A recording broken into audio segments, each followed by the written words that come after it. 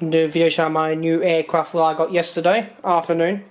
It's the first time I'm testing the correct bulb. Yesterday I got some new bulbs because the one I had in this was from my other crossing guards. I put it back in the other one and put this one in. I'm going to put some new bulbs in here.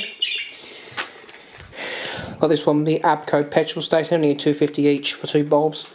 Spent a £5 to get 4 sets of them because these are for search. These are going to be for my new searchlight as well. I bought the searchlight as well. As you've seen that in the video I put up. I haven't got it yet. It's delivered on the 16th.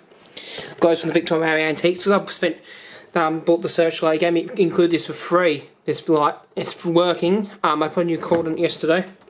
It's got the original workings inside. It's all original. Like my other one I got from the Victor Antiques, I had to update the socket, but I still have the original socket because it was rusted out, so I just replaced it in the oven. This one's fully original. I'm running up the kitchen with my new street light. There's the socket. Then I'll show you the original bulb that came in this. I don't use the original bulbs because you can't get the originals from the railways because I don't work for the railways. You can't get the railway type bulbs. 10 volts, 25 watt bulb. These are 21 watt bulbs, 12 volts. This one's for cars. These were the old type cars. One little street lamp I'm using, like this is my Sylvania B223 with an LED lamp in it. I do have a mercury vapor on here, but I've got some more mercury vapor bulbs coming for it. Now, the best idea when you have old railway equipment like this is just change them to run on 12 volts direct current, because 12 volt direct current bulbs are easy to get a hold of. These are not easy to get your hands on because you have to ask ARTC or something like that, because these are not made anywhere. You have them specially made, or ask ARTC if they will tell you some for the lights. But the best idea is get bulbs like this from the coal and motor stores and use them instead of the 10 volt ones. Secondly, 10 volt transformers brand new are hard to get your hands on. You have to get a pretty high amp 9 volt power supply to run these on 10 volt globes. But the best idea is just use 12 volt bulbs with the 12 power supplies.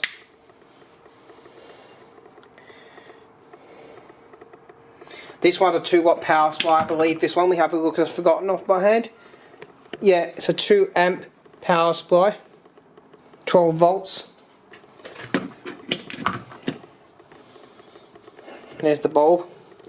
Be careful when these are on, not for the voltage, it's actually for the how hot they get. You can burn your hands on them. I've done my hand once on one of these. Although the bulbs, traffic light bulbs get hot as well, so do the ones I use in my incandescent traffic light. Now I have to get the screwdriver out to remove the screw.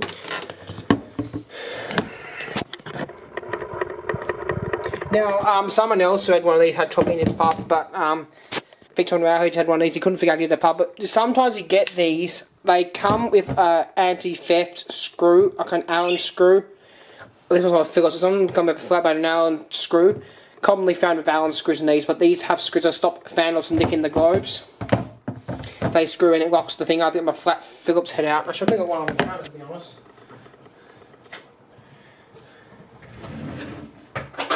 Yeah, I've got, oh no, it's not one.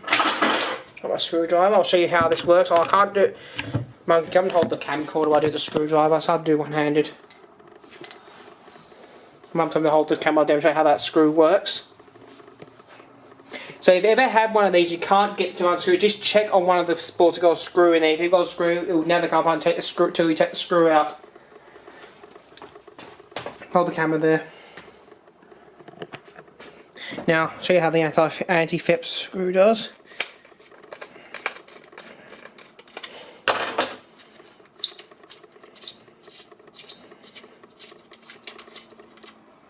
Get the screw out. And right, screw it on tight like it is now. I think that's screwed in correctly. Now if I screw it in all the way, this will never come off.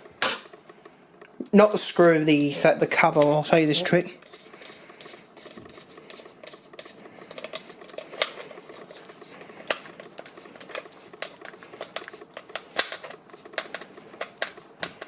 I'll screw that all the way in. This, oh no, nah, it's not in all the way. But these stop vandals from nicking the light bulbs.